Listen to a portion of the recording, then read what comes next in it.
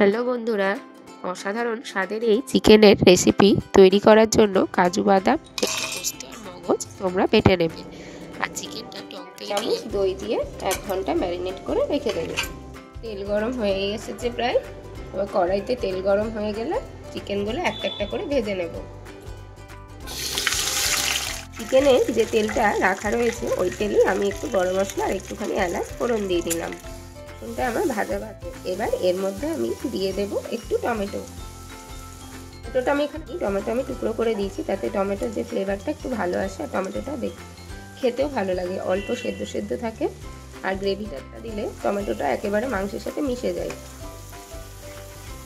টমেটোটা হালকা একটু নরম হয়ে গেলে তার মধ্যে বাকি মশলাগুলো আমি মিশিয়ে দেবো।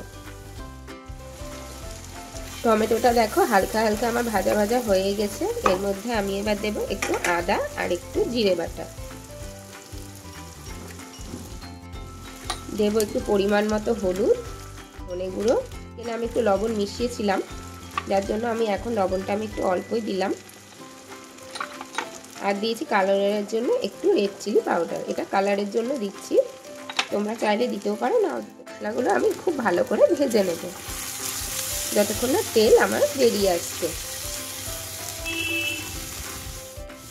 আমার রান্নাগুলো তোমাদের কেমন লাগে তা কিন্তু আমাকে একটুখানি জানিও। আর ভালো লাগলে অবশ্যই একটু লাইক আর একটু শেয়ার সাবস্ক্রাইব করে দিও। প্রায় বেরিয়েই এসেছে, আর মশলা দিয়ে যখন তেলটা বেরিয়ে যাবে অল্প অল্প, তখন বুঝতে পারবে যে আমাদের মশলাটা কিন্তু ভাজা হয়েই গেছে।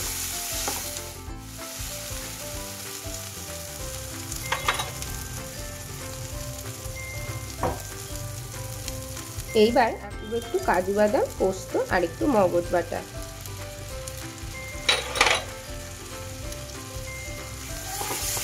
এই দিয়ে মশলাটা আবারও কিছুক্ষণ আমি ভেজে নেব।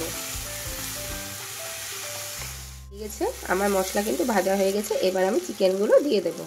আর দেখো টমেটোগুলো একটু গোটা গোটা হয়ে আছে, অল্প অল্প নরম হয়ে আছে।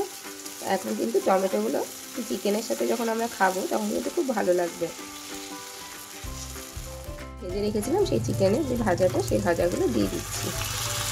চিকেনগুলো আমি হালকা করে ভেজেছি, নাহলে চিকেনগুলো কী হয়, শক্ত হয়ে যায়। তোমরা অল্প হালকা হালকা ভেজে নেবে, তাহলে চিকেনগুলো শক্ত হয়ে যাবে না, খেতে কিন্তু খুব ভালো লাগবে। এভাবে কষিয়ে নেবে। এবার কষিয়ে নেবে। আর তোমরা কে কোথা থেকে আমার ভিডিওগুলো দেখো তা আমাকে জানিও। এই কালারটা দেখো কতটা সুন্দর এসেছে। আর এরকমভাবে চিকেন যদি তোমরা রান্না করো, ভাত হোক বা রুটি হোক, যে কোনো কিছুর সাথেই কিন্তু চিকেনটা ভীষণ ভালো লাগবে। অ্যাড করে দেবো। আমার কিন্তু তৈরি হয়ে যাবে চিকেনের এই কষারে। চিকেন দিয়ে আমার ভালো মতো দেখো তেল বেরিয়ে এসেছে, আর ধনেপাতাগুলো একেবারে চিকেনের সাথে মিশে গেছে। আর এইভাবেই আর একটুখানি কষিয়ে নিলেই আমার কিন্তু তৈরি হয়ে যাবে চিকেন মাখানি। আর এই চিকেন মাখানি রুটি পরোটার সাথে দুর্দান্ত লাগে। তোমরা কিন্তু বাড়িতে অবশ্যই ট্রাই করবে, আর আমাকে কিন্তু নিশ্চয়ই বলবে তোমাদের কেমন লাগবে।